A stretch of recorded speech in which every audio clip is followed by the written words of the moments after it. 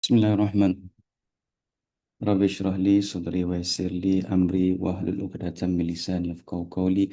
Assalamualaikum warahmatullahi wabarakatuh, and good morning to everyone.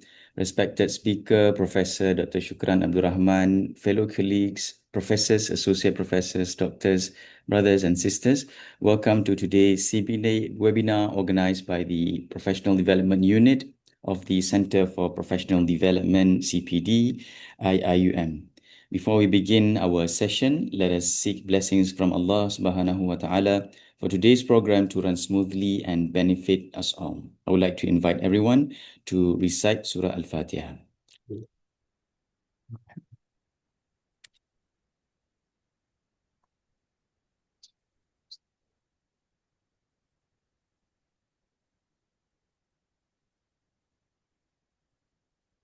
Brothers and sisters, in every institution, we often work hard within our departments, our kulias and our own units or institutes, each one focus on delivering our results, meeting KPIs, trying to solve problems within our respective scopes.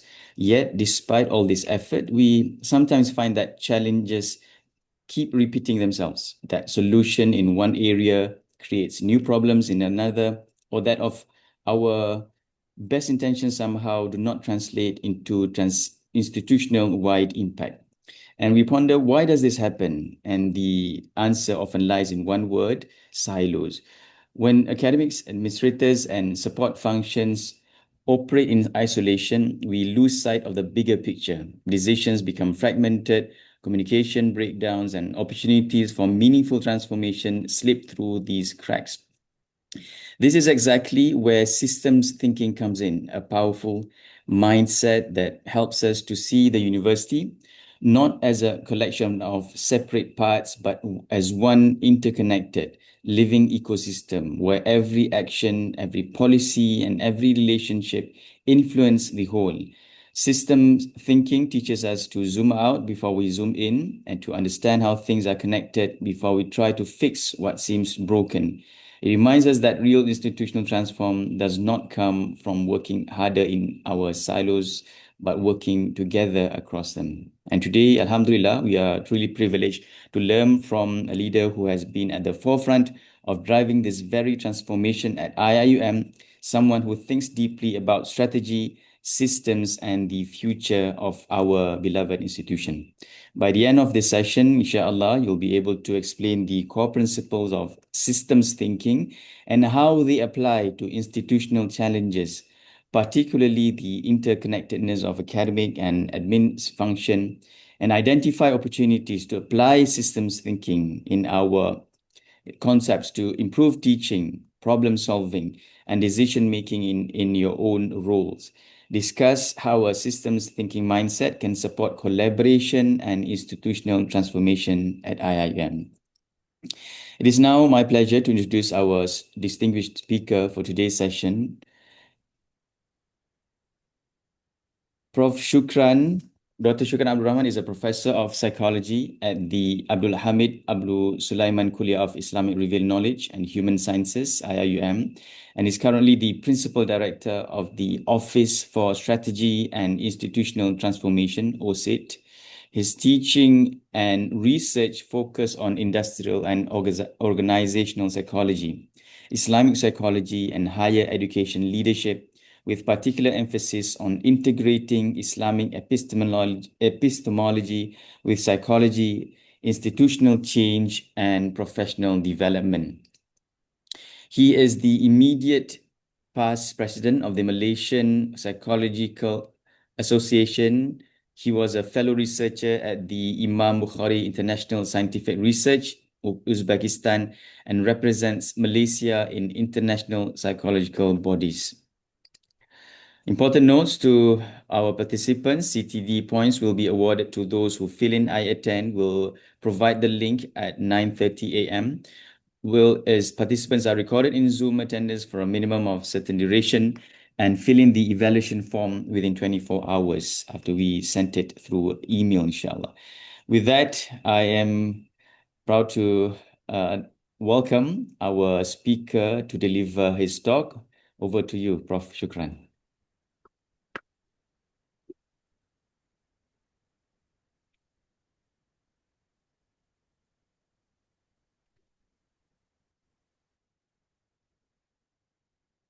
Okay, Bismillahirrahmanirrahim. Let me check my slide again. All right. Okay, Bismillahirrahmanirrahim. Alhamdulillahi Rabbil Alamin. Wassalatu wassalamu ala ashrafil anbiya wal mursalin wa ala alihi wa sahbihi ajma'in. Rabbi shrah li sadri wa yassir li amri wa hlul 'uqdatam min lisani yafqahu qawli. Amin amma ba'd. Thank you, Associate Professor Dr. Ashraf, for the introduction. Alhamdulillah, today we um, gathering again on this virtual platform to co-learn, to learn from each other, I hope, on a topic I think which is very important, beyond silos, systems thinking approach to institution transformation. I think this topic is something that we have been doing, that we have been actually practicing, except that we want to know more or want to know deeper on what systems thinking is all about. Going by the title itself, I think we have so many things to unlock or to understand. I think the word silos there, I think silos, I think has been very much used by all of us to refer to isolated or unintegrated kind of work. So I will be talking about what is silo, where does the word come from. I think the word systems thinking, we're not talking about systemic action yet. We want to today look at system thinking and how does this thinking lead to affection and then later actions, right? So thinking, and in psychology, we always talk about CAB, the cognitive processes. So thinking is one of the cognitive processes, and how cognitive processes lead to affection. Okay, whether we are going to love our work, we are going to love our organization, depends on how do we think about our organization, or depends on how do we think about our tasks, duties, and responsibilities, and how do you translate those into actions. And today we are going to look at actions and interactions, right? So systems thinking is a good approach to transform institution. And what we are talking about here, we're talking about transformation. And what is transformation? Change or major change, remarkable change, right? So change in our case here, change in thinking or change in character or change in our action and institution, our institution, which is an organization. So when we talk about institution, in this case, university, okay, it is referring to organization. So we want to talk about organization today. And our organization, which is a higher learning institution. So in organization, what do we scope? What do we study? We study individuals, we study groups, we study work processes at least. So we want to look at how system thinking is related to individuals, groups, processes, and work processes. And I'll try my best to enlighten you or to share with you my little knowledge on how system thinking is used, okay, has been used actually, and how do we enhance the understanding of the systems thinking so that we can improve the way we want to transform our institution. All right. As Dr. Ashraf has mentioned just now, we have some expectation for ourselves. Here at the end of this session, we will be able to at least explain the core principles of systems thinking. Okay, the word for today is systems thinking and how system thinking is applied to institutional challenges. We have been dealing with increasingly changing systems, ecosystems, okay, particularly the interconnectedness of academic and administrative functions. Yes, we have been lamenting or registering our displeasure about the increasing workload, about the deteriorating well-being because of the heavy duty tasks that we have to handle. And today we're going to look at how system thinking can help us at least reduce, that feeling. We will be able to also identify opportunities. What are the opportunities available to us, to apply system thinking, to improve our TLA, our teaching learning activities. And not only that, everything that relate to our tasks, duties, responsibilities as academic members or administrative staff officers. and to discuss how a systems thinking mindset can support collaboration, can support institution transformation, at least in the organization that we are working. And not limiting to IIUM, maybe we can also see how systems thinking can be applied to our family system or our social system in that sense. All right. So the first objective, enhance our understanding on the core principles and the core concepts of systems thinking, and to illustrate how systems thinking can be applied to address challenges, institutional challenges, by understanding how we academics or we administrative staff function in interconnected manner. All right. But some of the basic idea that we want to understand today is the word systems itself. I think we have used the word systems a lot. We have HURIS. What's HURIS? Human Resource Information System. So the word system is there. What else? Ecosystem. We have higher education ecosystem. We have, ecosystem. We have used the word ecosystem a lot. Hopefully we understand what do we mean when we say ecosystem, when we say human resource information system. What else? We have Malaysia Airline System. Last time it was Malaysia Airline System, MAS, but now it's only Malaysia Airline. Why it is no longer Malaysia Airline System? Why it can't be referred to as Malaysia Airline System as opposed to last time Malaysia Airline System? So what was there in MAS and what is there now in MS, in MAS in that sense? What else? In our system, we have central nervous system, we have brain system. All right, so these all reflect the presence of units which are interconnected.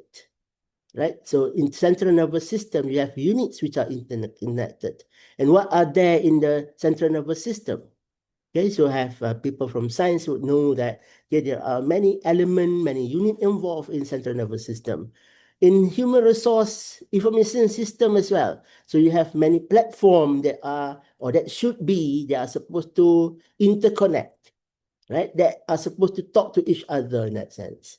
So today we want to first look at the way we think, whether our thinking process is adopting systems thinking, right? And how do we translate this systems thinking into systemic or systematic actions in that sense? Right, so going on, right? So you see on the picture, we have silos there. This is picture from the website. A silo, we have silo, okay? Silo, going by some definition or some description, refer to the agricultural storage, right? So this is used in farms. It is used in kampong, kapok maybe. It is also used in military, okay, to store arms or weapon, right? So silo is a tall cylinder tower on a farm used to store grain or to store animal feed, right? You can see here silos, right? Silo. And then we adopt the use of the word silo in work setting. We work in silo. Can we work in silo? Or have we been working in silo actually? Or the opposite? When one team or one department in an institution works alone or fails to talk or fails to share ideas with other teams, which shouldn't be the case, but does this happen or is this happening? Another phrase that we always heard or use is operating in silo. When an individual such as a lecturer handles teaching, handles research, handles supervision, or handle administrative responsibilities separately, okay, without coordinating or without creating synergy with related academic activities and colleagues, right? So what are our academic activities? So in IUM or in all institutions, we are not only doing TLA or teaching learning activities. We have to do consultancy and services. We have to do research. We have to do innovation. We have to do publication. We have to do administration as well, right? So how do we see the 5 or 6 of them? Silos or integrated, right? So systems thinking will suggest that we have to see them, okay, in a systemic way, in a systemic manner. And how? We are going to deliberate that today. So what is systems thinking? So first we want to understand what is a system. I'm going to read from these slides. A set of connected elements, not disconnected elements. A set of connected elements which are organized to achieve a common purpose. A system is an approach to understanding interconnected elements, to understanding relationships and patterns within a system. A system is more than its individual parts.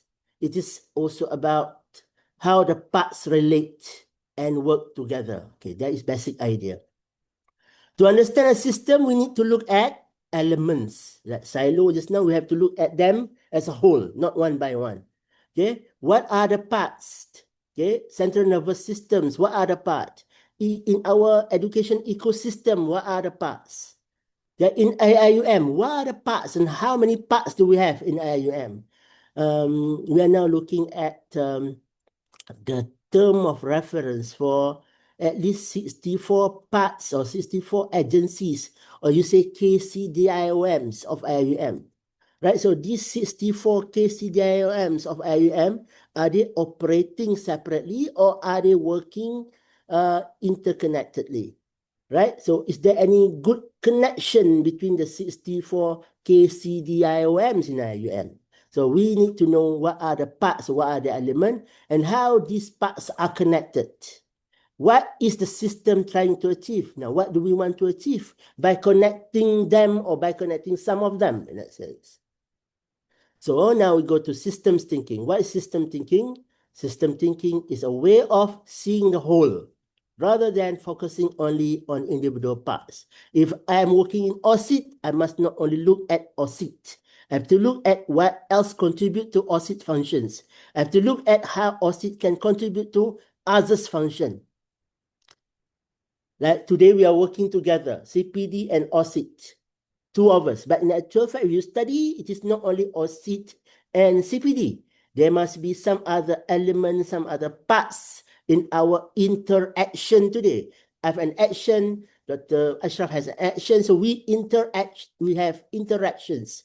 We interact with ITD, okay, we interact with all KCIOMs in order to invite participants to learn, okay, what we want to convey, okay, to the university community as a whole.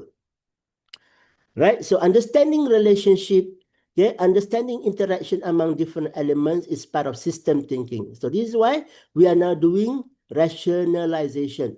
What's rationalization? To understand the functions, the tasks, duties, responsibilities of each KCDIOM so that we can benefit from them, and we also know, okay, what more can we do to empower, to enable all units to function, okay, accordingly, to function effectively. For what is the purpose? To bring IUM, okay, to a greater height, for example. Transformation, you mean. System thinking is a way of recognizing that elements are connected and interdependent. Nobody is independent. We are interdependent. What more, counter-dependent? We cannot be counter-depending on others. We have to interdepend on others. So system thinking is a way of understanding how the relationship shape behavior, okay, and outcomes over time. So thinking comes first, then only the thinking can shape our behavior. Once we realize that we have role, not only for our unit, we have roles, okay, for the running of other unit, it will shape the way we look at other unit, the way we look at other department, the way we look at other agency. And we can together, okay, deliver outcomes expected by our institution. Okay, system thinking is a way of looking beyond isolated events. Okay, what are the isolated events? Sometimes we underestimate, or we see there is no role by one agency, for example. So system thinking would require us, would enable us to look beyond, right? Look beyond what we can think of in order to identify the structures in order to identify the patterns that produce what we expect to deliver. So in a simple term, system thinking means looking at the whole picture. That is how things are connected, how one unit influence another. One KCDIOM can influence one another, and how the relationship shape what happened over time. So in order to organize a function, for example, we cannot work independently. We have to depend on other KCDIOM as well. So that is basic idea about systems thinking. Basically, system thinking require us to go beyond our own unit in a sense. Now, historically, system thinking emerged from fields such as biology, cybernetics, engineering, psychology, and organizational development. System thinking views organization as integrated system rather than siloed system. In this integrated system, people, department, processes, technology, finance, and other resources are interconnected and interdependent. You go back to your paperwork. When you prepare your paperwork, you are going to identify you are going to identify people who are going to become enabler to the success of your function or event. System thinking focuses on relationships. Focus on interactions, not on actions, but interactions. Focus on feedback loops. What is feedback loops? We have to think of what will happen if we do this. What will be the consequences if we do this? We also look at the consequences. What are the consequences and how does the consequences help us to improve the way we do things in the future? Now, this is why we need feedback. For example, after Takrim, we gather feedback. Alhamdulillah, we have good feedback and we have also constructive feedback. And that feedback would enable us to improve our performances or our actions in the future. That is feedback loops. So we gather feedback in order for us to transform as well. So that is part of system thinking. We interact with others to get their feedback. Focus on patterns. Focus on patterns of interaction instead of examining them as parts. So we do not look at unit. We do not look at actions. We do not look at performances in isolation, but we look at them in relation, in connection with other unit or with other people or with other event as well. So the core idea, another core idea about system thinking is that a change in one part, a change in one event, or a change in one person can affect other parts, can affect other people, can affect other event and the organization as a whole. Effective outcomes, effective performance, depend on coordination, depend on collaboration, depend on synergy, with emphasis on optimizing the whole rather than individual parts. So what is this talking about? So it means that, yes, transformation may happen, but it may happen naturally. Change may happen naturally. Now Allah said in the Quran, Inna Allah la yughayyiru ma biqawmin hatta yughayyiru ma bi anfusihim. Sadaqallahu al-azim. So the word change is there, in the verse. Indeed, Allah will not change a group. Allah will not change a population until they themselves change themselves. What is change? Change is an important element in learning. Change is an important element is learning. What is learning? Right, so we learn. Every day we learn. What is learning? Learning is a relatively permanent change as a result of interaction. Now that you are interacting with the Zoom platform. You listen to me. You read comments by your colleagues, for example. You are interacting. You are interacting with many objects in your environment. You are interacting with ecosystem. So because of this interaction, because of this connection, we change. Now that is what we call learn. Right? So organization or learning organization is an organization which interact or which promote interaction. Now, as I mentioned just now, transformation or change happens. It can happen naturally, or it can happen by plan. Like we want to plan this change.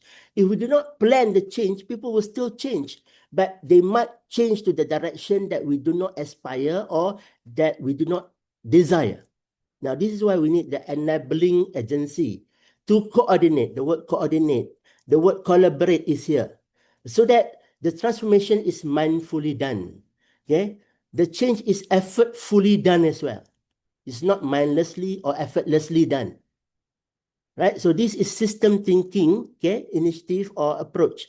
System thinking would require you to study, identify, and offer interventions and initiative so that the transformation will happen as per the aspiration, as per the plan, as per the strategies. Right? So these are the core idea of system thinking, whereby we promote thinking in our community so that we have something like standardized thinking, we have formal thinking, we have common thinking, which would lead to common action, and common action will lead to the desired change or the aspired transformation as registered or as strategized by the institution, right? So this is system thinking that we want to happen in our university, whereby everybody or every unit, every individual interact with each other, interact with the organization ethos, organization missions, right? In order to understand, in order to strategize their actions, okay, so that they can help the institution in meeting their missions or in meeting their vision as well.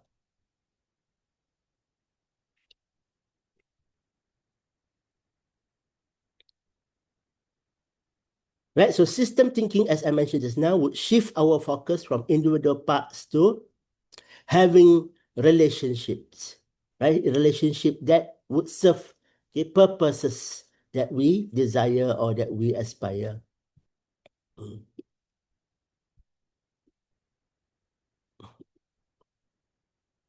Okay, applying system thinking to institutional challenges. System thinking helps us to see that academic and administrative functions are interconnected. Academic functions, administrative functions. We're all doing this. Okay, academic functions. What are academic functions? We always say TCRIP, teaching and learning activities. What else? Consultancy and services, research, innovation, publication. And these require administrative functions. We have to administer teaching and learning. We have to administer consultancy and services. We have to manage research. We have to manage innovation. We have to manage publication, right? System thinking helps us that a change in one part can affect another part. We have mentioned this now.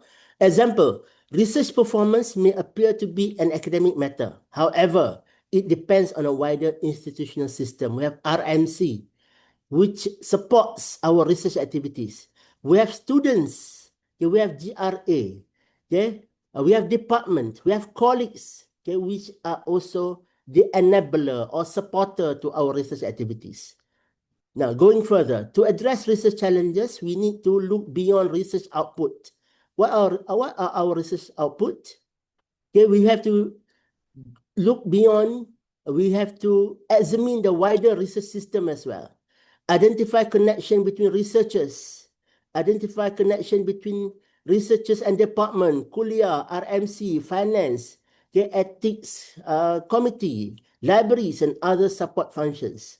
All right, so are we only looking at research activity, or we also bring this department or this entity into our thinking? What are their roles? Understanding interdependency, for example, how administrative procedures, filling in the form, submitting the form, get it signed by superiors, okay, can affect researchers' ability to secure funding or to publish the research findings. Trace consequences. A lengthy approval process, for example, may delay research activities, and this can affect project completion, can also affect publication and future funding. Right, so this is also to be factored in our thinking. Identify root causes. Okay, for superior, for example, rather than asking question, why are researchers not publishing enough, or why academics do not want to do research? Okay, have to be studied or has to be deliberated using system thinking so that we can identify root causes and offer initiative and intervention for them to solve issues, or for the university to solve this issue. So in other words, or in short, we have to consider the whole system before we can introduce a solution, or before we can land or jump into some conclusion. So in university, we have heard a lot about this, strategic thinking.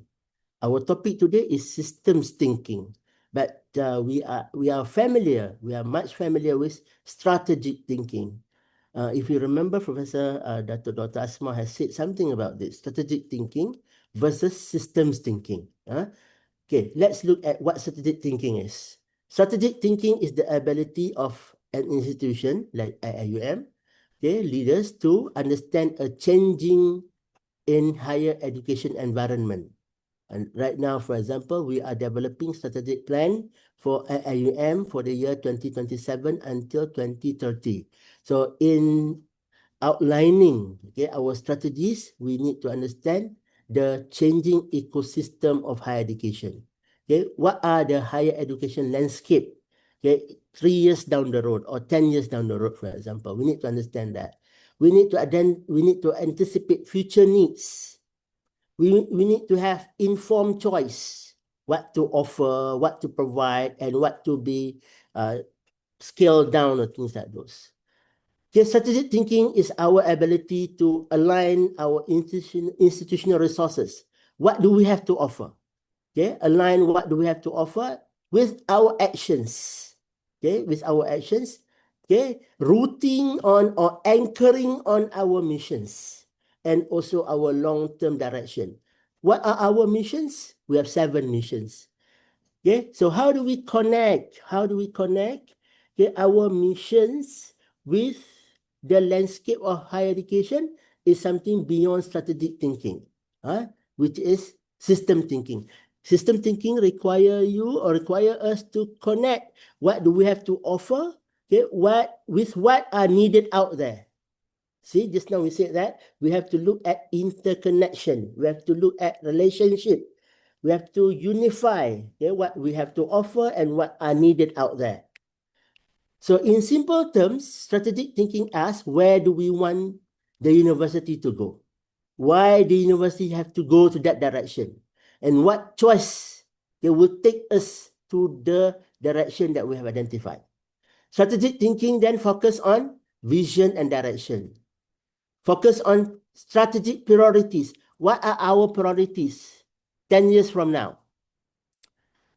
Strategic thinking also place our positioning or set our positioning. How the university should distinguish itself 10 years from now. What are the competitive advantages of IIUM 10 years from now? Strategic thinking. Choice and trade-off. What resources do we have? Competitive advantages, institutional advantages, long-term outcomes. Right? So this is strategic thinking. For example, a university may strategically decide to become a global leader in Islamic civilization studies. Strategic thinking would determine the positioning that we want to be the #1 provider of higher education in Islamic civilization, for example. So that is positioning. What are our priorities? Do we focus on the 14 discipline of knowledge, or we focus on certain discipline of knowledge? What investment do we want to make? Investment in human resources or investment in physical resources? With whom do we partner with? What are the quality of our talent? And targets required. What are the targets that we require? Where is IIUM in the year 2030? Where is IIUM in the year 2040 on QS or THE, for example? So these are the strategic thinking. And what is the relationship between strategic thinking and and system thinking. Right? System thinking does not replace strategic thinking. That is important. We are not talking about either or here, but we are talking about complementing. System thinking does not replace strategic thinking. System thinking ensures the successful execution of our strategies. In order to roll out our strategies, we need to adopt systems thinking. So, just to recap, strategic thinking talk about direction. It asked, where do we want to go? It focuses on our target, our vision. It focuses on our priorities, our choices, our positioning. It is going to be enabled by systems thinking, which is the mechanics, the how to do. He asked question, how are the different parts connected? How are the 64 KCDIOMs support IUM in moving towards what the university aspires in the year 2030 or 2030, 40, and so on and so forth. System thinking focuses on holistic views. Focuses on unintended consequences and adaptive coherence. So we think strategically, we act systemically. So this is how system thinking support strategic thinking. Strategic thinking determines the destination. System thinking ensures the university moves to the direction that we aspire as an integrated whole. Right, so zooming down, system thinking in our university or in universities in general. So system thinking is a way of understanding the university as an interconnected whole. By now, I believe that all of you are clear or has enhanced your clarity about the interconnection in units or case diagrams. Understanding the university as interconnected whole, where faculties or kuliah, centers, students, staff, governance, finance, teaching, research, as well as our partners. We have MOU, we have MOA. Why are we doing that? We are doing that because we believe that by connecting with them, we can do better. By connecting with the society, we can do better as well. Right? So we are aware that as a university, we have not only one functions, we have interconnected functions as well. What are interconnected functions? The university has at least three main functions. We have intellectual functions, we have social functions, we have social functions. We always abbreviate it as ISE, intellectual functions, social functions, and educational functions. We have to look at these functions in integrated manner as well. Right? So system thinking asks, how are the different parts of the university connected? How are the different functions of the university connected? How do we relate intellectual functions with social functions? How do we relate intellectual functions with educational functions? How do we relate social functions with educational functions? Right? So the thinking has to be there. But before that, we have to also be clear of the intellectual functions.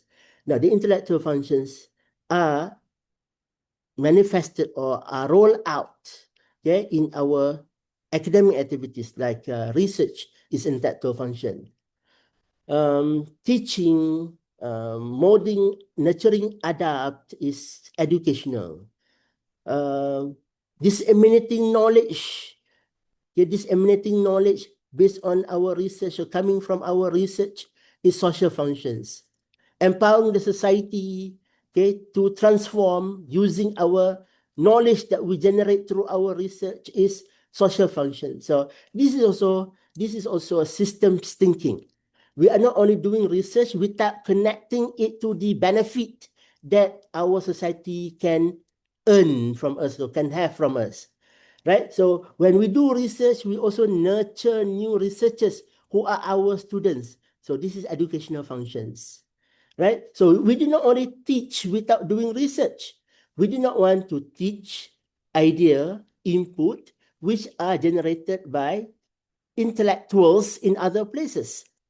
Right? So at least these are the way we look at, this is the way we think in systemic way or in systematic way when we talk about our functions as university.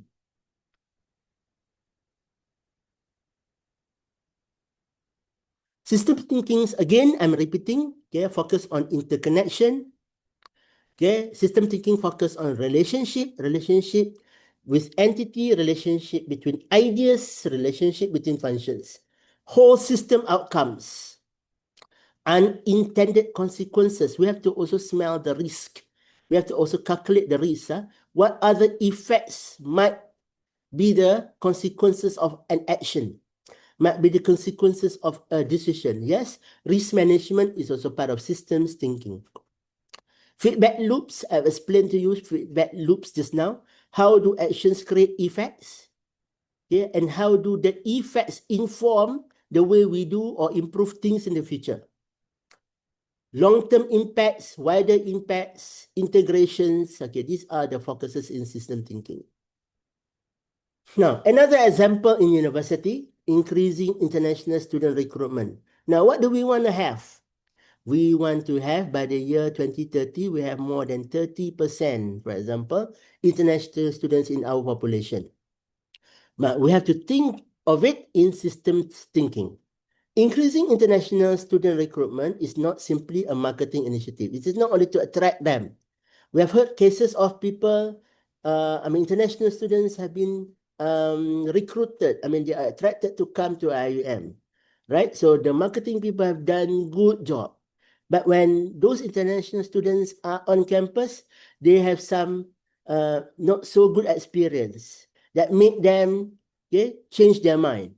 Yep. So in our strategy, we want to focus on conversion. What is conversion? We want to focus on conversion. When we admit students or when we offer students, like you receive offer letter, so that offer is converted to matriculation. I mean, they come to enroll, they come to register.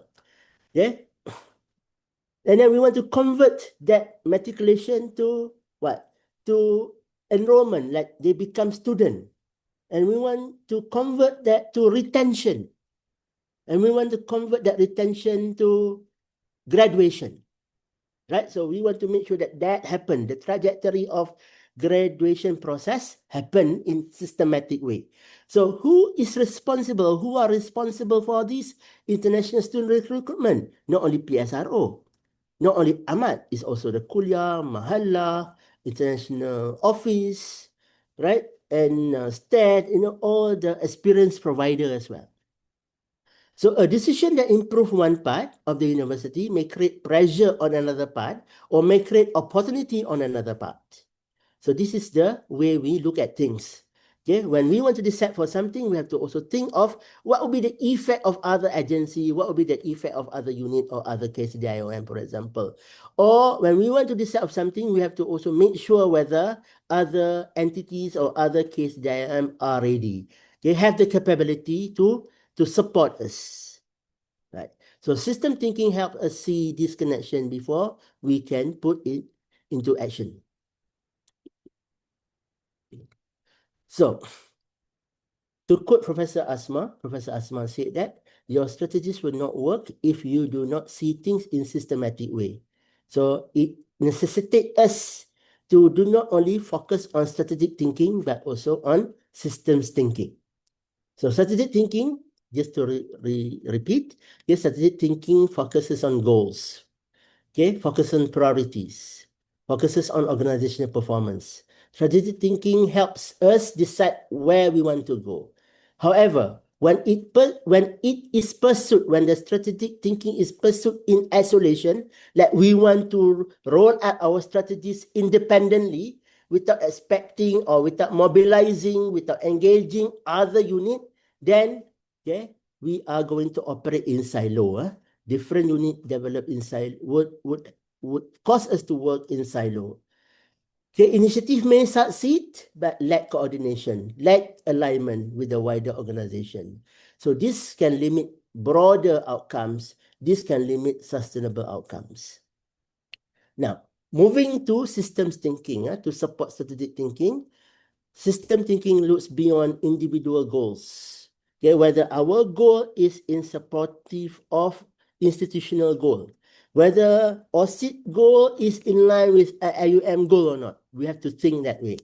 So system thinking looks beyond individual goals, looks beyond individual initiative to see organization as a whole. System thinking connect people, connect units, connect functions, connect activities. It's not only unit, okay, people, work processes, functions, activities, experience, okay, are also involved. System thinking examines how actions in one part affect other part. System thinking considers both immediate consequences as well as long-term consequences. System thinking helps align different effort. So we need to know whether other unit are doing the same or different effort, okay, which can benefit or which can hamper, okay, meeting the mission or vision of the university in that sense. Okay, strategic thinking asks where do we want to go? System thinking asks how do all parts of the organization need to work together, okay, in order to get to what we want to be. Okay. So system thinking and Tawhidic mind. So now we come to our ethos, to our what we call that concept that we are now adopting and advocating. Tawhidic mind. Okay, recently we have learned a lot from Professor Osman Bakar in Takrim about the meaning of Tawhidic mind or unified mind. So we have cognitive processes, we have thinking. Mind is about thinking. We have thinking, and that thinking is given an adjective. What's the adjective here? Tawhidic, Tawhidic mind. Tawhidic cognitive processes. Tawhidic thinking. How do we think? We think in Tawhidic manner. What is Tawhidic? Okay, unified. I mean, for lack of a better word here, we use the word unified. Unified thinking or unified mind.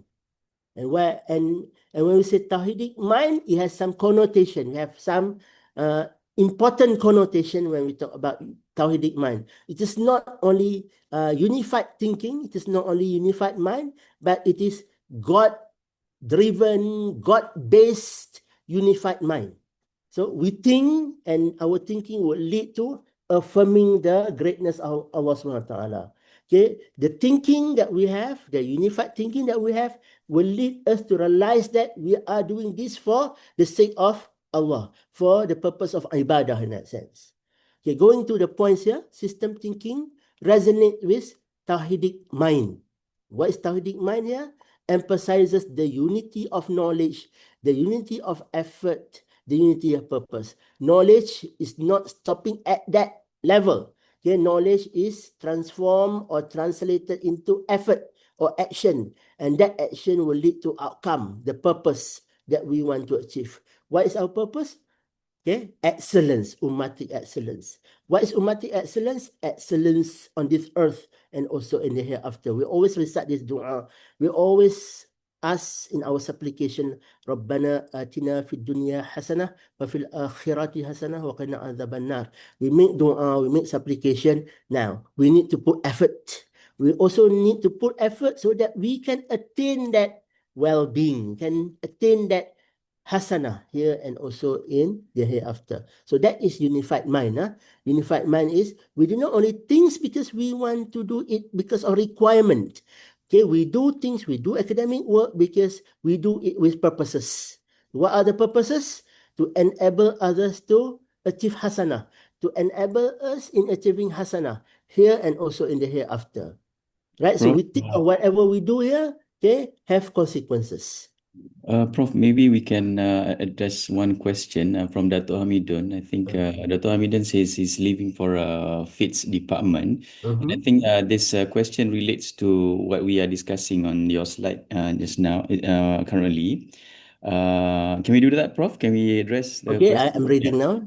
Yeah, so interesting question. So Dato' Hamidun mentioned Mm, systemic thinking is part of applying the verse in the Surah Ar-Rahman, that the balance shall not be skewed. But we are still left with the people or insan who are running the system. So as humans, we have a lot of weaknesses. So maybe what are the basic knowledge or the skills and the attitudes needed by each and every one of us to uphold or to maintain this system or this responsibility given by Allah Subhanahu wa Taala? Okay, system thinking is part of applying verse that the balance shall not be skewed of chapter of Ar-Rahman, but we are still left with the insan or with the nas to run the system. Okay, so it's important to have people in the system. What are the basic knowledge, skills, and attitudes needed by each and every one of us? Okay, the Ustaz has actually underscored the word attitude there. What is attitude? Okay, we need to understand the word attitude there before we go to skills and also ability and other characteristics. I think we are talking about competencies here. We need to have competent individuals. Get to run the system. Get to run the system, we need competent individuals. What are competent individuals? Competent individuals are individuals who are equipped with Ustaz has underlined here attitudes. So we need to have knowledge. We have to have skills. We have to have ability. We have to have attitudes. I think going by the theory lah ni, theory kata that in order for you to run organization, you have to have KSAOs of organization, of running organization. Knowledge, skills, abilities, other characteristics. Okay, attitudes come under other characteristics. It comes together with values, comes together with personality. Like the question here is, what are the basic knowledge? What are the basic skills? What are the basic attitudes that we need to have? I think in this case, we have to have knowledge of organization, right? Now, we want people to manage organization, but have we equipped them with knowledge of organization? Thank you to CPD for providing opportunity for our academic leaders to understand organization, right? So to understand organization means to understand who are in organization, okay? To understand what the individuals, the combination of people in group, for example, what are the group dynamic, how to form group, how group are formed, how unit are formed, okay, how people relate to each other, how to make people relate to each other, okay, how to make people live in harmony, right? Ability, okay, we have to also train, like, provide opportunity for the people to develop their ability, to give them experience, right? So in order to place someone in a position, they have to go through the process that has enabled them to acquire abilities. And the most important thing, the last one, the values. The values. How do you see people? How do you see position? How do you see organization? Right? So what are our attitudes towards responsibility? What are our attitude? What's attitudes? How do we value? Okay, how do we evaluate the position given to us? How do we evaluate our organization? How do you evaluate our function? Are we having favorable knowledge? Are we having favorable knowledge about our tasks? Are we having favorable knowledge about our university? Favorable knowledge means do we have good knowledge about IIUM, or do we have bad knowledge about IIUM? What knowledge do we have about people working in IIUM? Do we have favorable knowledge about people in IIUM? Do we have favorable knowledge about students who come to study in IIUM? So if we have favorable knowledge or good knowledge or positive knowledge about people, about university, about functions, about everything on IIUM, inshallah, we are going to have favorable feeling or effects. Okay, we have favorable feelings about our university. We love our university, for example. We like our university. We love people who are working with us. We love people who come to learn from us, for example. And it will be translated into actions. When we have favorable attitude, when we have favorable knowledge, we will have favorable effect or feeling. Okay, these two can be translated into favorable or good actions or positive actions when we are required to deliver certain tasks in that sense. So what are the basic knowledge? I would say basic knowledge is knowledge about organization. And when we talk about organization, okay, we zoom into these three important parts of the organization, which are people, group of people, and also the work processes. Okay, the functions, okay, that we are tasked to do. We have to know that. Okay, so that is a brief answer to that question. Thank you very much. So in other words, we do not only know about our subject matter, like my subject matter is psychology, we have to also know the organization that I work with, the people that I work with, the group that I am dealing with as well. That's basic knowledge. Thank you, Prof. Alhamdulillah. I hope I have actually said something. Yes, yes. That addresses the question, the needs of the understanding the competency, which would be very much affected or the outcomes of the attitudes. So hopefully this kind of trainings also would provide at least some basic information for those who are the academics, administrators, as academic, looking at a more powerful structure, inshallah. Okay, thank you, Prof. Yeah. Assalamualaikum. Assalamualaikum warahmatullahi. Thank you, Datuk.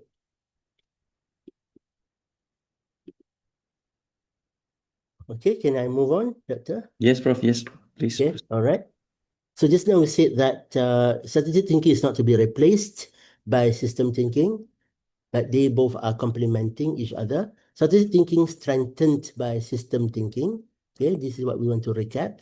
System thinking does not replace, but it strengthened it. Together, think strategically, act systematically. Right? So this is the differences between the two.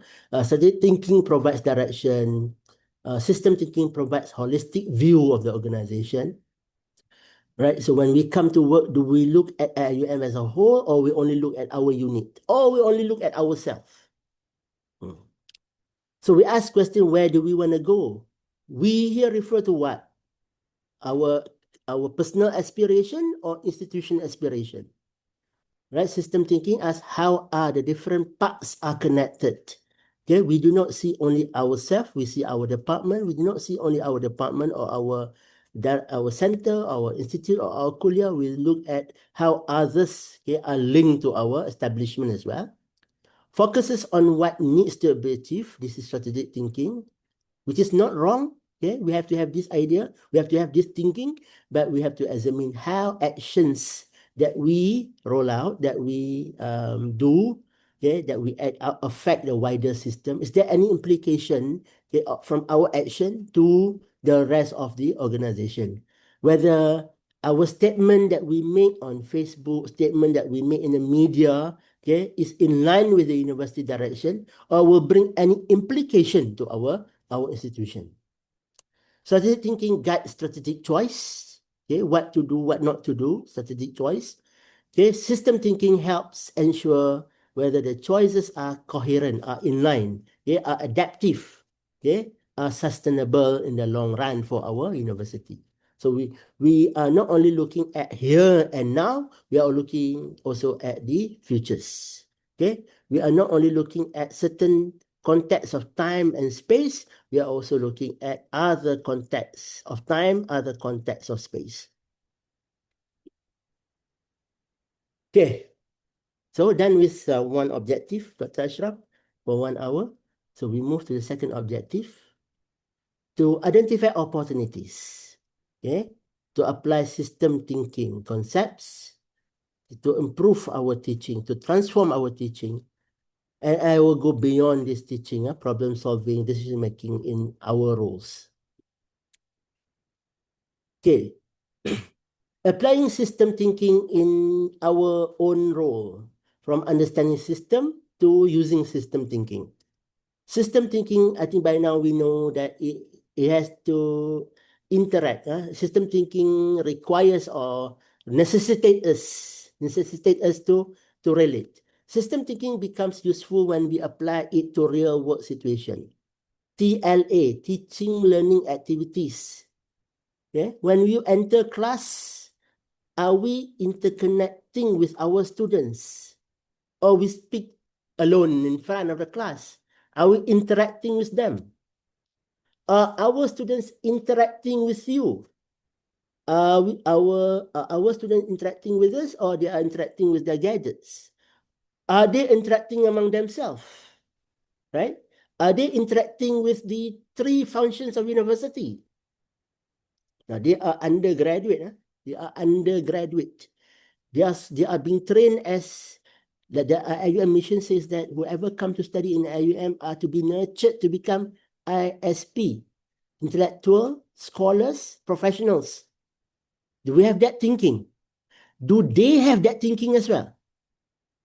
System thinking will require them to have that thinking.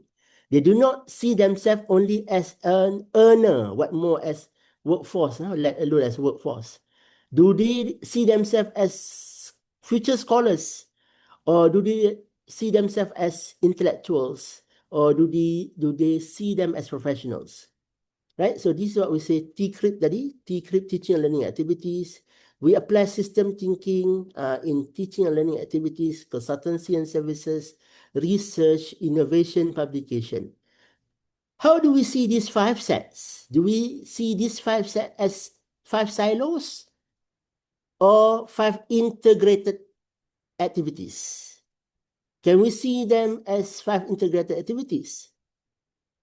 The Tawhidic academic activities will require you or require us to integrate all of these.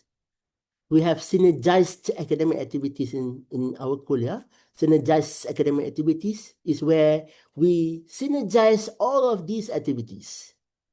Maybe Dr. Ashraf later on we can have another talk on synergized academic activities, whereby we are going to see all academic activities as a systems. The key question is not only about what is the problem, but what is connected to the problem. We have problem in each of these. We have too much teaching and learning activities, so much so that we cannot do research. We cannot do consultancy. We do not do innovation because we are in social sciences, for example, or we don't have time to write. But system thinking will enable us to see these 5 as one set of activities or one system of activities. So what is the problem?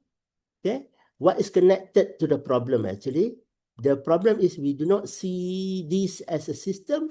We see them as a siloed activities or a set of siloed activities. What might happen if we change something? What might happen if we change the way we do TLA?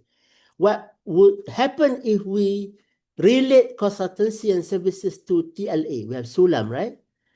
Okay. What will happen if we link research with TLA?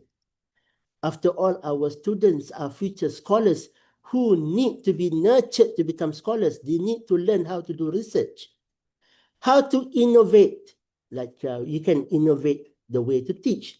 You can also apply the knowledge into some innovation that benefit the society. And you write all of this. You write all of this and present them as your publication. Compilation of essays, for example, or good assignment can be co-authored with your students as publication. So, take an example of this, TLA, teaching learning activities. System thinking helps academics to move beyond delivering content and help academics to see teaching as part of a wider learning and knowledge system. Because we are not teaching in school. You are teaching in university where you have 3 functions. What are the 3 functions? Intellectual functions, you generate knowledge. Okay. Social function, you disseminate knowledge. Educational function, you nurture new breed of generation. Education functions. So look at the connection. Okay, how do we connect TLA with research and knowledge? Curriculum design, teaching learning methods, student engagement, assessment, learning outcomes, feedback and improvement, research and knowledge. All this can be linked to TLA, but we need a specific session for these synergized academic activities, or we tend to label it as unified academic activities, or in our term, Tawhidic academic activities, whereby you unify all the academic activities to be one set of activity. This illustrates an important feedback loop. Okay, research informs curriculum and teaching. Okay, you do research not only on the domain of knowledge that you specialize, you also do research on how to best teach your domain of knowledge. Have you heard of SOTEL? SOTEL, Scholarship of Teaching and Learning, right? Scholarship of Teaching and Learning. Now, with the feedback survey that you receive every semester, what do you do with that? at least for your own subject that you teach? Can you invent anything out of the feedback that you received that will contribute to this scholarship of teaching and learning? SOTEL, okay, which is also an academic activity. This illustrates an important feedback loop, okay, whereby student learning, classroom experience, emerging questions can help generate new research for you as academic and also for students as well.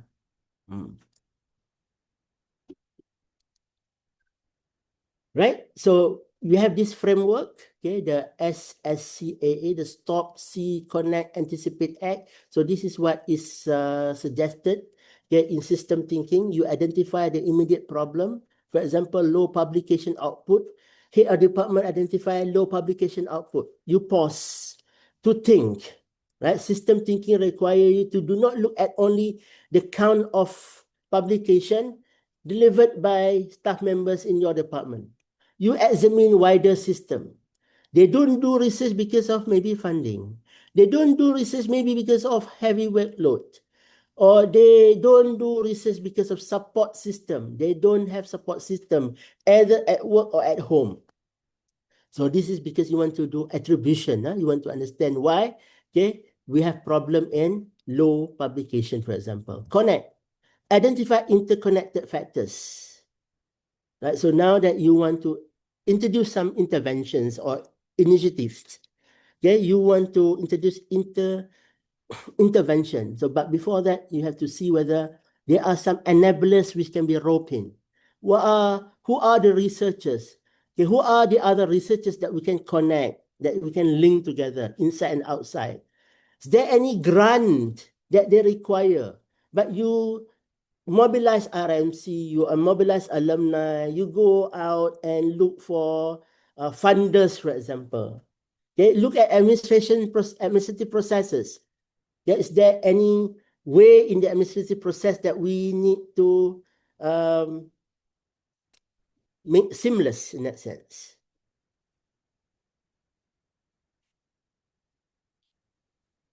And also think of intended consequences and unintended consequences, and then only you act. Okay, introduce your intervention, call them for developmental meeting, all right? Provide support, and also check, how can you be of assistance or of help or of support to them. Now, this is systems thinking approach. You do not leave them, then you do not leave them to work on research publication and then only come back to them in December for apa. How do you manage their performance in January? Do we call them and ask them, set goals together with them, tell them the kind of support that the department has? Mid-year review, okay? Mid-year review, do you call them? Okay, do you get them to tell you of their problem and also inform any other department that can be engaged to help the researchers? And only when December comes or November comes, you measure the output. But just now we talked about combining all research activities with teaching learning activities, with other activities as well. And recently in our Takrim, we listened to our former rector, Professor Syed Arabi Aidid, who talked about the importance of synergizing teaching and research together. Okay, I think can spend some time listening to what he has to offer or tell us. The role of research is very important. Perhaps I came from UM and University of Wisconsin, where research has always been emphasized. Yeah. Now, research should not be isolated or separated from teaching. The moment we separate teaching from research, we are missing a lot. Yeah. We have to input research into teaching and derive teaching from our research. This is where we can move our university to greater heights. Yeah? Even if you will be teaching without research based on the findings of others, and those findings could be outdated very soon. So research can bring in the new things which may be coming in printed forms 5 years from now. So that is very, very important. Yeah. You pointed out here that what we have to be relevant, in order to be relevant, we have to have information that you yourself gather from some primary sources through your research. Yeah, through research. So I mean, Merabi, the concept of Merabi now is very holistic. It's not only when you teach, but when you administer or when you do research, and perhaps when you do community services. Community service, yeah. And I think was one role which I played which is not well known. I would put it as an archival generator. All right. So you have heard from Prof. Said about the need to link research with teaching, right? So system thinking in TLA, learning from Professor Said just now means we need to check ourselves. We need to also ask questions of how does research inform what and how we teach. What do we teach? Do we teach using information which is secondary, tertiary, which are imported from other places? How do we teach as well? Do we only teach by telling them the finding, or we teach them by also including the way knowledge is sourced? That's research. How do curriculum and teaching methods influence student engagement and learning? Okay, how do our curriculum and our teaching method influence student engagement and learning? So this requires research as well. Okay, how do we engage students? And when we teach, how do we engage them? Do they only listen, or do you only talk without interacting with them? How does assessment shape student learning behavior? Okay, their assessment. Why do they do assessment? Are they doing assessment because of requirement, or they do assessment because they want to attain the learning outcome? How does student feedback and learning evidence inform improvement? Now, just now I said, how do student feedback that we receive every semester help us to improve the way we teach, the way we create learning activities? How can student questions, how can student project, how can their learning experience contribute to research? Now, their assignment, are their assignment be part of research activities?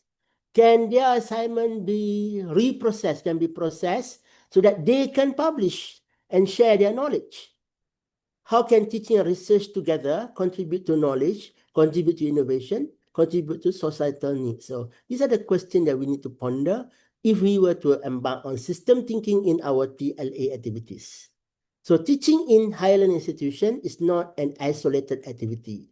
This is not like teaching in lower level, secondary level, or primary level, whereby we want them to understand certain concept. But in university, we want them to be part of the knowledge generation activity as well. So teaching is not isolated activity. Teaching is part of an interconnected system in which teaching involves research. Teaching has to be based on revised curriculum. Now we have to have revised curriculum every 5 years at least. And that curriculum has to be informed by feedback, has to be informed by data that we acquire from advisors, from industries. Okay, teaching, learning, assessment, feedback. Okay, these are all contribute to having what we call that holistic, efficient teaching learning processes.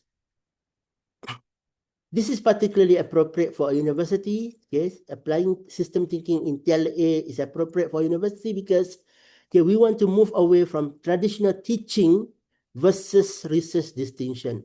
Like we do not want to treat teaching in a silo and research in another silo. We are now want to merge them together.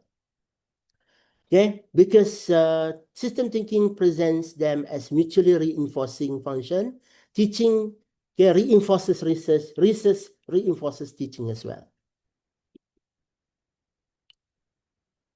Okay, objective 3, how a system thinking mindset can support collaboration and transformation at IIUM. Right? So here we want to stress or emphasize again on Tauhidic mind, okay, in relation to system thinking. All right. Integrating knowledge, purpose, and action is our system. Integrating knowledge, okay, meaning we do not only impart knowledge, we do not only gather knowledge, but knowledge has to have purpose. What are the purpose of teaching a subject matter? What are the purpose of teaching a theory? What are the purpose of creating an assignment for students? Tauhidic thinking unifies knowledge that we specialize with the purpose and action of ours, as well as action and purpose that the students aspire. For instance, Tauhidic thinking connects our teaching, learning activity, and research towards a common higher purpose.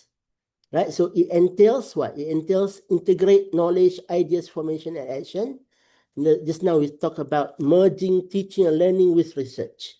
Right, so Tauhidic mind, okay, tell us that we do not only doing teaching without linking it to research, whether our own research or student research. Where is student research in teaching learning activities? The assignment can be designed, can be created in such a way that it nurture them to become researcher, and it is acted or it is rolled out in research manner. Okay. I want to quickly go to a verse that talk about system thinking from Islamic perspective. The rest you can read on your own, because these are the deliberation of what I highlighted just now.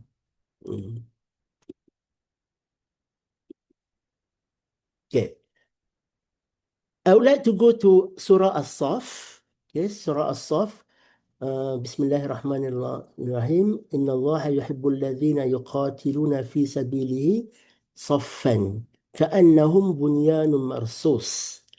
Right, so this Quranic metaphor in Surah As-Saff talk about a soft of run or line, okay, and also bunyanun marsus. Let's look at one image here. Okay, go to this one. All right, As-Saff. Now, in university, in IIM, we have how many staff members? We have about 5,000 staff members.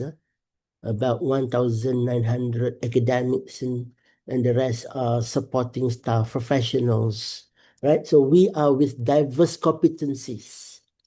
We have diverse competencies.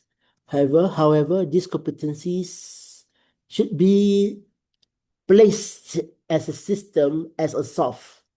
Right? Indeed, Allah loves those who stand in His way in a row, who stand in His way in a row. What is our way here? Education. Okay, nurturing people. Okay, in a row. We're doing this job, this task. We are taking up this responsibility together in a row. Sofan, as if we are a structure. We are bunyanun marsus. Right. So we are bunyanun marsus. Bunyanun marsus wall here. The row symbolizes discipline, intentionality, collective action towards shared objectives. Okay, despite individual diversity, we are diverse because of our background, our personality, our psychography, our demography, our geography are different.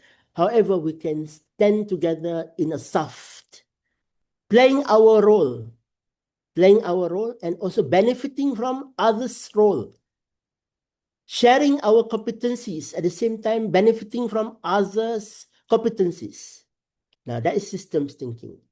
Okay, the structure bunyanul marsus here demonstrate that unique individual competencies, that my competency is one set, your competencies are in one set. How do we merge them together, okay, to get to a stronger or greater height? Okay, the structure bunyanul marsus demonstrate that unique individual competencies do not lead to division, We are not different. Yeah, we have differences, but we do not have different goal. We have one common goal, which is to deliver these intellectual functions, social functions, educational functions together. Okay, we work together. We internalize these tasks, these responsibilities as ibadah to bring people, okay, together, to bring people in empowering others on attaining well-being or hasanah, okay, here and also in the hereafter. Rabbana atina fid dunya hasanah wa fil akhirati hasanah wa qina adzabannar. Okay, is done together. We empower people so that they can protect themselves, they can attain well-being for themselves, for their family, for their nation, for their society, here and also in the hereafter. OSIT, an Islamic metaphor for system thinking, from interconnection to collective action. So we are not only interconnected, we are also embarking on collective action. OSIT, we are in a soft. OSIT, the concept of OSIT in Surah OSIT illustrates systemic coherence. Diverse individuals, we have many campuses, we have many personalities, we have many figures, we have many ranks, right? Diverse individuals, organizational units, 64 units. Okay, we are different, we remain distinct, yet, okay, we are intentionally aligned. We are binded by, we are tightened by, we are tied by our mission. We are tied by, we are connected by our philosophy of education. Right? So diverse individuals, diverse organization units, we are distinct, yet we are intentionally aligned, we are interconnected, and we are coordinated, okay, towards a common purpose, which we know. Right? System thinking explains the interconnectedness of the systems, and as-saf, the concept, as-saf provides a meaningful Islamic metaphor for alignment, for unity, for purposeful collective actions. We are interconnected not because of requirement, we are interconnected because of niyat. We are interconnected because of the experience that we want to acquire, experience that we want to provide. So this is beyond requirement. This is for our noble purposes. In short, system thinking, okay, addresses how are the parts connected. Yes, we are clear of that. Asaf, okay, addresses how should the connected parts work together. Okay, so the concept of ihsan comes in. The concept of itqan comes in when we are interconnected. Okay, we have positive, we have harmonious interconnectedness. Together, the coherence, the integration, the alignment, the collective actions, they are the ingredients for our transformation. Our transformation are rooted on systems thinking to support our strategic planning and substantiated by this concept of, okay, conscious or conscience interconnectedness. So these are the core idea under the concept of asaf: unity within diversity, interconnected parts, coherence rather than fragmentation, alignment for common purpose, coordination and collective actions, discipline, yeah, intentionality, we have the same niyat. The whole of institution is strengthened by the relationships of the 64 parts or the 64 case DIOMs, and our focus, our thinking move away from individual performance to collective effectiveness. So this is what we want to attain in our transformation, in our institution transformation. Institution transformation is not only championed by one unit, especially OSIT, it is, okay, coordinated only by one unit, but championed by all KCDIOMs, right? To position, to place IUM at its deserving place or greater height in that sense. All right, so some comparison between strategic thinking, system thinking, Tawhid mind. So you can also read this on your own because these are the recapitulation of what we have discussed just now, right? Right, so we have referred to one verse, and that one verse highlighted the concept of asaf and also bunyanul marsus, right? So in AUM, okay, let's look at the interconnected ecosystem that we have, befitting or in line with this bunyanul marsus. We want to have this bunyanul marsus, I mean, a very strong structure. How can we have this strong structure? The internal realities, we have academic faculties, we have kulliyas, we have administrative processes, the 64 case DIOM just now. We have identity, we have mission, we have our culture, we have our ethos, we have our Islamization of knowledge missions, we have also education, philosophy, right? So those are the documents that we need to also bring into our thinking. Where can we find them? We find them in our constitution. Go back to our constitution. Our constitution spell out our vision, our mission, our education philosophy, or philosophy of knowledge as well. So those are to be brought into our thinking. The broader system have to be brought in our thinking as well. The ummah, we talk about ummati excellence, societal challenges. Okay, students that come to us are from the society. They represent our society. They come with challenges that they have in their society as well. Climate change, ethical technology. So work processes, okay, must synthesize evidence and coordinate organizational roles so that daily tasks serve long-term strategic and ethical goals. So when we say system thinking, our thinking has to, factor in, has to include everything that concerns us and might not concern us yet as well.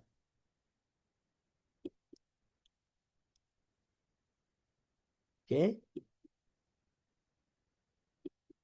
All right. Another metaphor. Okay, that can strengthen our understanding of system thinking. This is a hadith by Rasulullah SAW, narrated by Imam Bukhari and Imam Muslim. The hadith of the Prophet describes believer as one body. Okay, Masalul mu'minina fi tawadihim wa tarahimihim wa ta'atufihim masalul jasad إذا اشتكى منه عضو تداعى له سائر الجسد بالسهر والحمى. Right? The hadith describes believers as one body. Yeah? We are one jasad, one body. The example believer in their mutual love, mercy, and compassion is like one body. When one part of the body suffers, the whole body responds with sleeplessness and fever. What are the central idea that we can derive from this hadith in the context of system thinking? The central idea here is interconnectedness. The body consists of different organs, like university has different units, each with distinct functions. Our organ has different distinct unique functions, like our 50 or 64 case DIOMs as well. But no organ exists entirely independently. Like our university units exist, okay, interdependently as well. We cannot exist independently. A problem in one part of our organ can affect the functioning of the whole. The problem in one office can affect the function of the whole university. The hadith provides an Islamic ethical and relational foundation that resonates strongly with several principles of system thinking. Okay, this closely resonates with what? A system is more than a collection of independent parts. So our body is alive or enlivened by the functions of each organ. Hadiths provide a powerful Islamic metaphor for understanding an organization as an interconnected whole. Right, so what are the principles here? The Prophet described believer as one body. When one part suffers, the whole body responds with sleeplessness and fever. The body consists of different organs, each with distinct functions, but no organ exists entirely independently. So in our context, no kuliah, no center, no institute should understand its success or should attribute its failure in isolation. Our success or even our failure, it has the influence of other entity or other unit as well. A problem in one part affects the problem in a whole institution. So, system thinking, as we are talking today, they require us to move our thinking process from looking at parts to looking at the whole system. So, system thinking encourages us to move beyond asking, is my unit performing well? Now we have this question. Now we want to ask, we want to have another question. Is the university functioning well as a whole as well? Okay, do I have bearing on my university function? This distinction is particularly relevant to IUM. For example, a kuliah may successfully increase student enrollment, right? From a unit perspective, this may be a positive outcome. However, okay, we have given this example just now.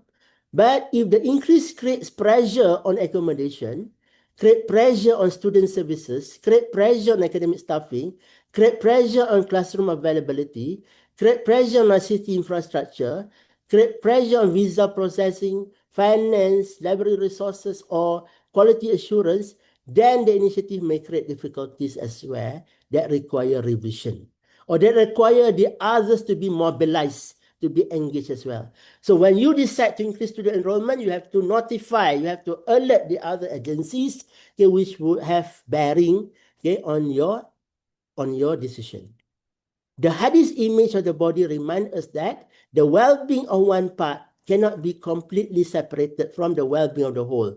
So the idea here is not only the functions on the well-being as well, because the hadith talk about sleeplessness, the hadith talk about fever, so it talks about well-being.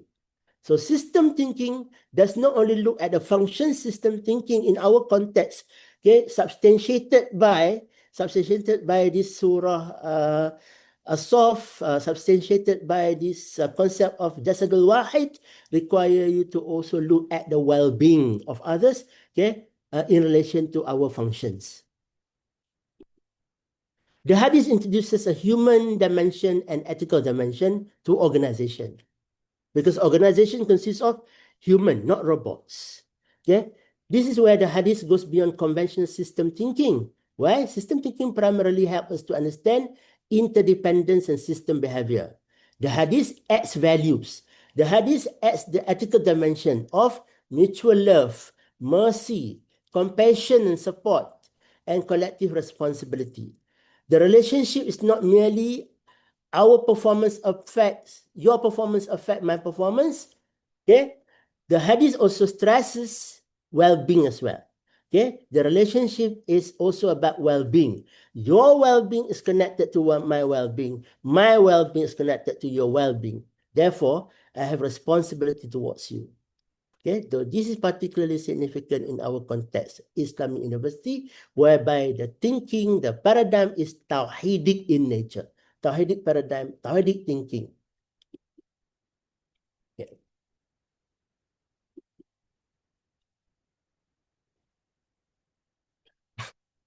So going back to our title, Beyond Silos. So the hadith and beyond silos, what does it say? Silo thinking say, this is my kuliah's problem.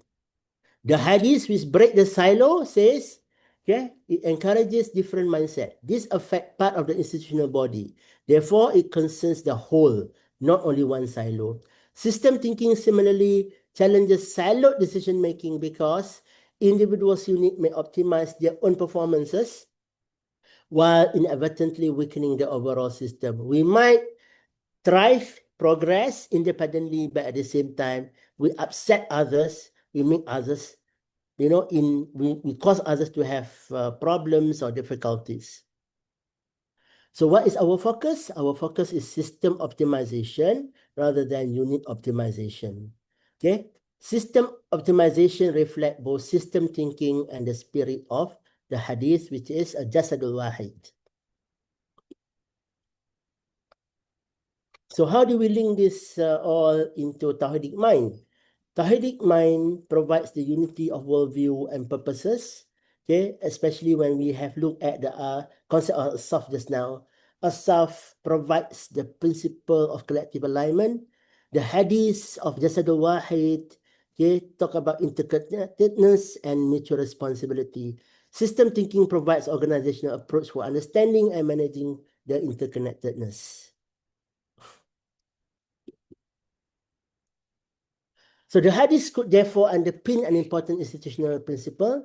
No unit in IUM should understand its success and failure in isolation.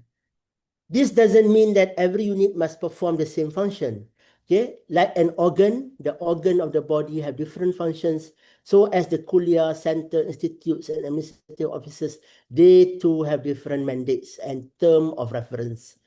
This principle suggests that different functions is discharged by one institutional body, one KCDIOM. Okay, different responsibility is to meet the whole institutional mission. This is especially relevant to IUM philosophy of integrating knowledge, values, and action. It encourages the university as a whole to move from unit-based optimization towards what? Towards institution-wide optimization. All right, so this is the image of what we have discussed just now. Right, so this is a recap. Okay, I think as a conclusion, okay, we have different responsibilities, but we all have one common mission. So all KCDIOMs have different term of reference, reflecting or registering our different tasks, duties, responsibilities, but all of them are to enable IUM in meeting our vision, okay, and in accomplishing our mission. So what is our vision? Check back our vision to be leading center of education and research excellence. Okay, what are our missions? We have 7 sets of institutional missions, and that 7 institutional missions are to be delivered by KCDIOMs, which are mandated with their TOR. Just like organs in the body, all KCDIOMs have different functions, but all those different functions are to enable IUM in accomplishing the 7 missions. By integrating systems thinking with Tawhidic mind, IUM moves from unit-based survival to institution-wide optimization. So we need to optimize the systems that we have, and we need to institutionalize transformation. So in other words, by optimizing system, we are more capable to institutionalize transformation. Thank you very much. Alhamdulillah, thank you very much, Prof. Shukran, for the enlightening session with regards to the very fundamental core principles of systems thinking. And to me, I've learned a lot, and we can see that how much this aligns with the national blueprint. Prof. Shukran has mentioned quite a few times about Dato' Asma. And I remember when she presented that was the special engagement session conducted online, whereby she presented to us on the new academic blueprint for Malaysia, the 2015 to 2025. And one of the emphasis on that particular document, or which reflects our education, is the difference between the principle of humanity-centric education versus human-centric education. So previously it was mostly human-centric, which is not to say bad, but somehow it kind of skewed towards looking at the self. So human-centered, and finally it's sort of skewed towards showing or reflecting or pushing our very own achievements and performance as an individual. But somehow it has now pushed towards humanity-centered. So looking whatever we're doing, we want to also look at it as a collective, how what we do would then reflect what others. And this is also, we can see one of the things evident is when we incorporate the VBE, the values-based education, the 6 core elements or the 6 core values being outlined or suggested by MQA includes, I think 2 to 3 is the component mostly showing humanity-centered. For example, altruism, looking of the giving the best to others, and then another one would be justice, So those are not just human-centric or maybe individualized components of values. And then our values will be related to khair. We have the Khalifa, Amanah, and Rahmatal lil Alamin, which again reflects that. And when Prof. Shukran mentioned about our synergistic academic activities, that's something. But I think Prof. Shukran mentioned a term. I'm not sure whether we have fully used that term, the Tawhidic activity, meaning somehow the centralized. We could use that branding up as our own rather than the unified activities. Also, our very essence of centralized could be the Tawhidic as the main principle and the unified concept of the activities that we conduct, going towards the same purpose and so on. So very interesting that systems thinking is the core of all of this. And Alhamdulillah, our Malaysian blueprint also is following the same direction. And somehow IUM is leading towards the central purpose is towards understanding Allah as the main purpose and ibadah is our core value.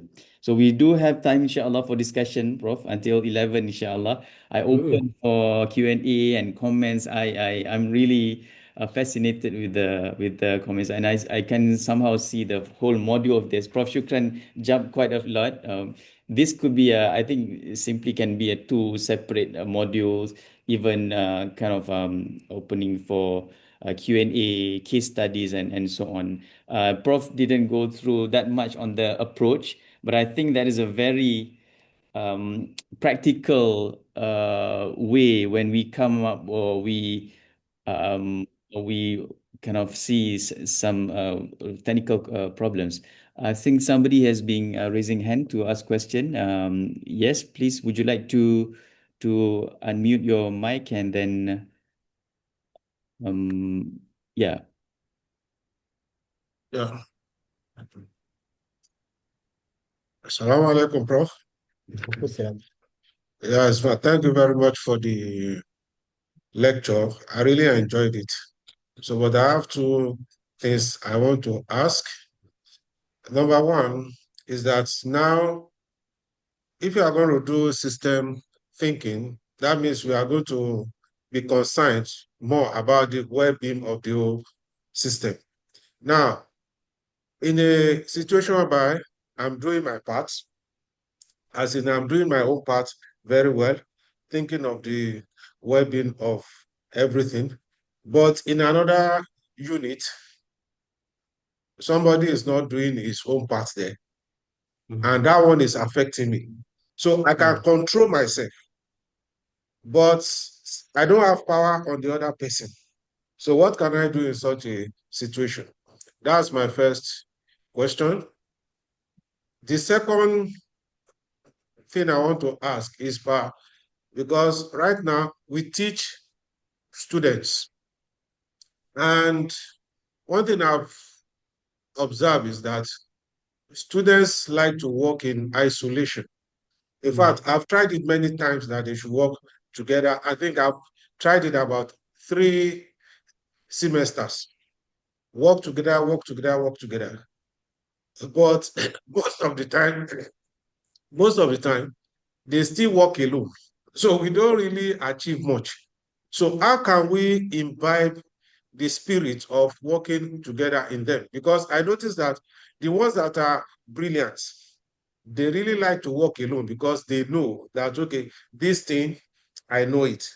But the ones that are average, those ones are the ones that need to work as a system, but they are always taken aback. They don't like working together. So how can we encourage them so that at least we'll be able to achieve better results?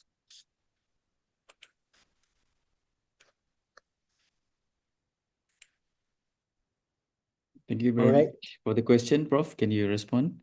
Okay, I think there are two questions from Brother Muzilu. Where are you speaking from?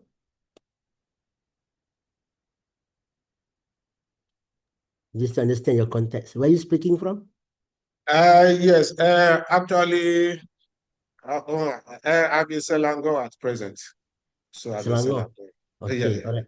Okay, the first question is on the functions of units in an organization, if I can recap, if I can check with you, brother, like you are functioning well and you realize the functions of other entities as well in the organization, right? However, the other functions are not doing the same, right? So you, like your performances is very much affected because of their malfunction or lack of functions.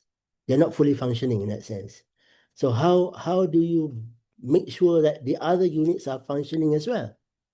Now, I think there are a number of interventions that you might want to introduce, that you might want to put in place, but it depends on the context. It depends on the nature, the extent to which they do not cooperate or collaborate with you. Is it intentionally or is it what we call that organically? It's by nature that they do not like to work with others, right? So organization development specialists would need to study, okay, at individual level, for example, okay, what can we do, okay, with individual member of that unit so that they could appreciate working with others, so that they could understand the need to work with others in their organization. So that is at the human level. And then at the human resource level, maybe you can have like training. You have formal training, informal training. Like I have this issue few years ago when employees are reluctant to connect with each other. They thought that they can deliver their tasks on their own without engaging others or without relying on others. That is where the superiors functions or the superiors role comes in. Right, so other than formal office activity, they organize informal office activity as well. I was in Australia then. They had this monthly sundowner. Sundowner is where you have something like get together, makan-makan, potlucks, right? So this is, I mean, non-work related, but indirectly, it would actually break the silos, okay? We call that, break the ice among people working in that organization. Okay, so that is there are a number of interventions that we could do in order to make sure that people understand each other's function and wanting cooperate or collaborate with others. Right. So in AUM, for example, we have many activities, functions, event, which can nurture the spirit of togetherness, the spirit of connectedness. All right. And in addition to putting them as requirement, like you have meeting, you have town hall, you have what you call that tarik session or whatnot. Yeah, these are platforms for us to make people interact, to enable them to know each other and to appreciate each other's function as well. Second question, about students who prefer to work in isolation. I think I can see this happening as well among my students. I think post-COVID, I mean, we can see different psychography of student. Before this, students prefer to work in group, or they have no problem, not prefer, but they have no problem to work in group. But when COVID came, everybody has to survive independently. They have to survive on their own. So much so that has become habitual. Okay, that they found out that working independently would be very fast in accomplishing certain tasks.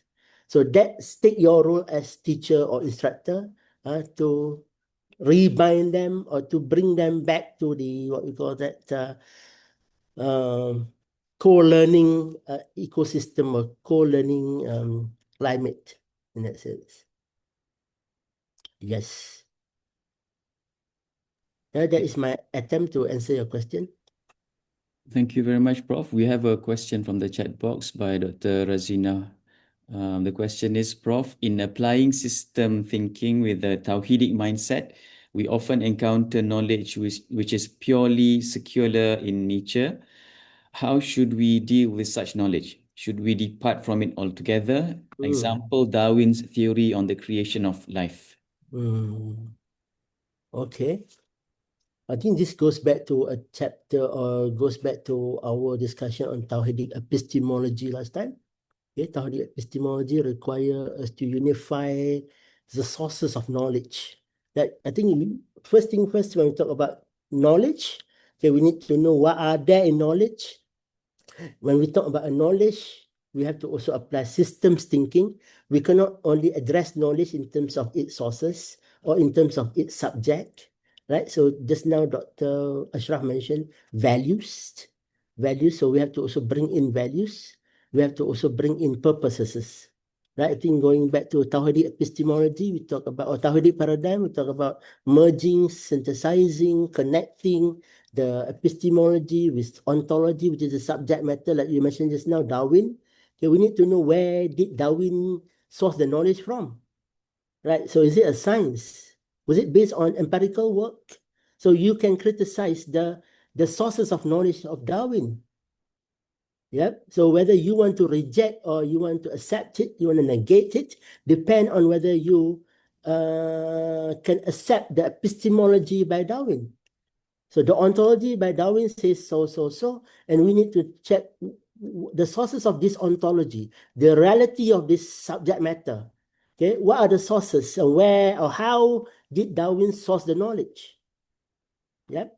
So we combine this and then we have to also combine with the values, whether this is in line with our values. And what are the purposes of knowing this? Would this bring us to well-being? Will this bring good to humanity? All right. So yes, your question here is whether we reject, we accept, or in unifying it, what do we unify it with? Okay, going back to Tawhidic epistemology, which underline or underscore the need to look at the epistemology of knowledge. What are the sources of knowledge? Our sources of knowledge are empirical work. Okay, the mainstream literature of our knowledge, okay, says that all are sciences. But you need to check whether these are really science.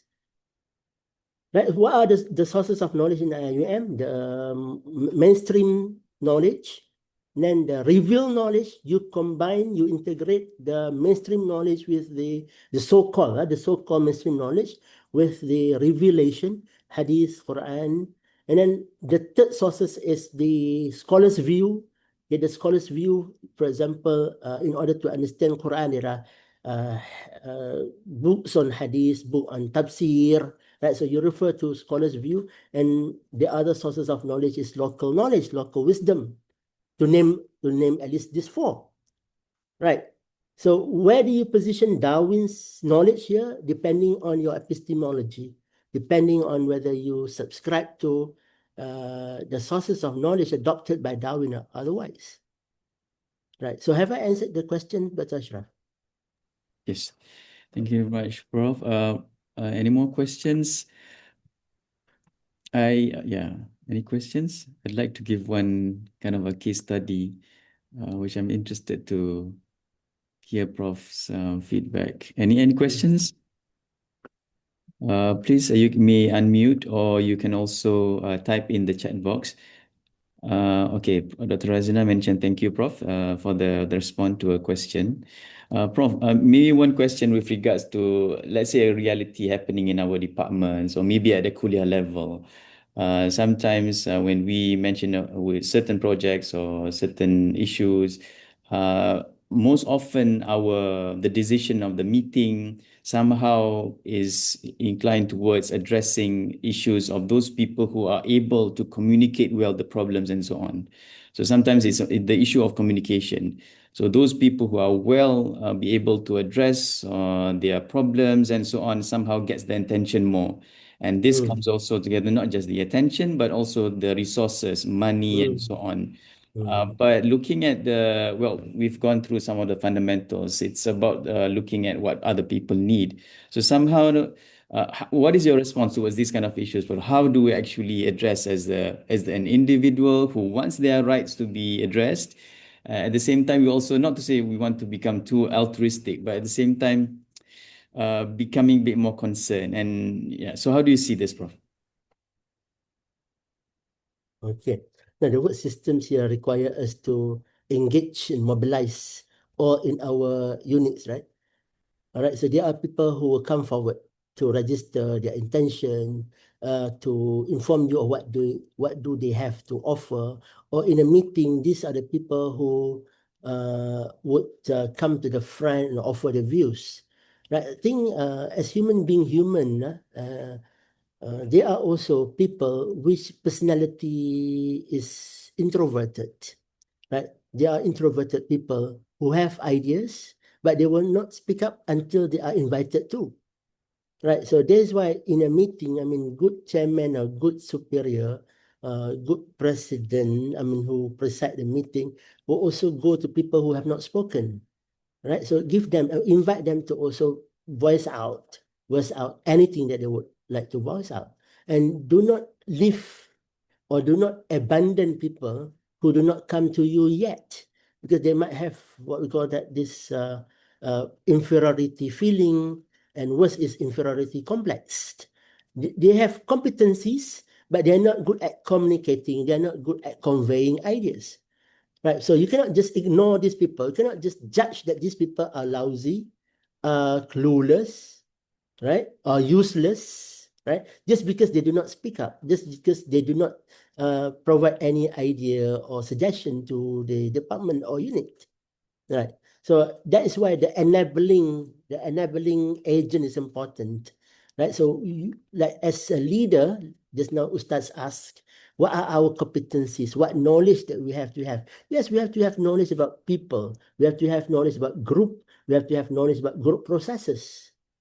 There are people who do not want to speak out because maybe they have been warned, you are novice. Do not speak out more than what we do in that sense. I mean, when I first joined, I mean, an organization, not here. I mean, I started as a temporary teacher somewhere, right? So when I joined that establishment, I mean, the warning that came to me was, do not overdo things because we are seniors, you're junior in that sense. Yeah, that happens. Yeah. Thank you very much, Prof. And if I may add, one of a very, I think to me, one of the lessons from the Prophet Sallallahu Alaihi Wasallam with regards to what you mentioned about asking others' opinions is during the Battle of Badr, whereby during that time, whether the Prophet asked the companions whether we want to pursue the Abu Sufyan's what do you call that carriage, where we want to engage with Badr, because Badr is outside of Medina. So the pledge of Aqaba, Perjanjian Aqaba, which was made between those of the Muhajir, the Ansar, were to protect within Yathrib or within Medina. If they want to do, Badr is outside of Medina. So protecting the oath that they pledged was protecting the Prophet inside Medina, inside Yathrib. But now the Muhajirin, so the people of Mecca, they have their kind of interest in the what do you call that, Kabilah Abu Sufyan, because those are their properties that were stolen, but not for the Yathrib people. So now then, but during the meeting, those people who voiced out a lot were the people of the Muhajirin. Yes, let's pursue. So somehow the Prophet looked at Abu Sa'ad bin Abu Ubadah. Maybe I'm wrong his name, but his name is Sa'ad bin I forgot his full name. But then the Prophet ﷺ looked at him and said, so because he's the leaders of the Khazraj, one of the from the Ansar. So then Rasulullah said, it's as if you have something to say. And then Prophet, and then he said yes. And then Sa'ad mentioned that we will protect you even outside of Medina. So showing that the Prophet somehow is very sensitive and concerned and looking at the people and providing them the opportunity to say, despite them not saying at the particular moment. So as you mentioned, having that competency is very important, Prof. Yes, I think you underscore a very important point here. Culture is one. That organizational culture is something that we have to leverage.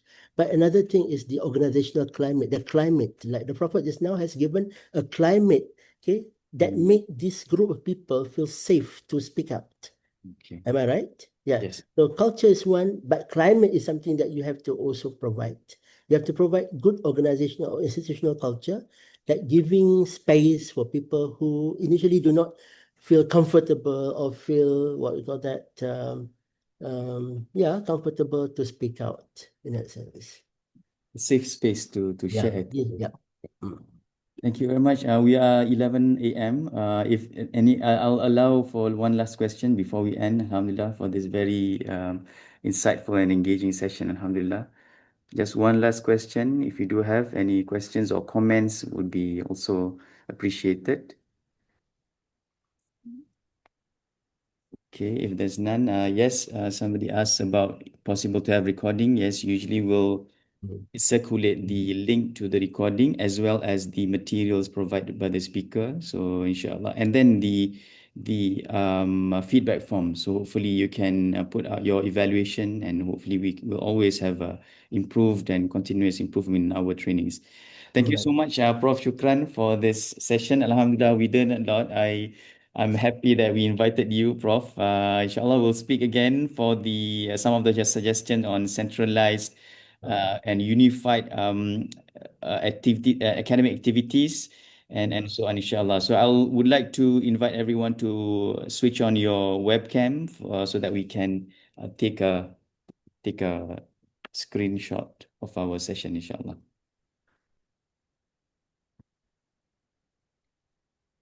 Dr. Musilio Farayola, I checked from Kuliah Engineering, right? You're from Kuliah Engineering. I looked at your profile just now. Thank you for the question and involved in this session, alhamdulillah. Yes, Kuliah of Engineering. Yeah, thank you. Thank you so much. Okay, so we'll take three photos of the three first pages. Sister Hilda, could you help us? Would you be able to help us? Okay, hold on, Doctor. Okay.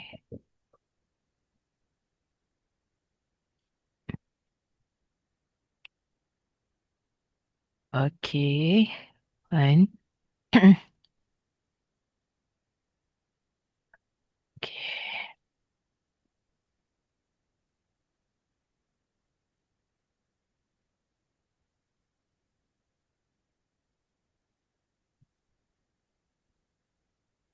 Okay, smile. Okay, are you done? Okay. All right. Next. Okay, next slide. Just another one. Okay. Okay. All right. Thank you Okay, very then. much once again, Prof. Shukran, for the talk. And thank you everyone for joining us. Alhamdulillah. Thank you. And inshallah, we'll see you in our upcoming and next CPD webinars. Assalamualaikum warahmatullahi wabarakatuh. Let's adjourn with Tasbih Kafarah and Suratul Asr.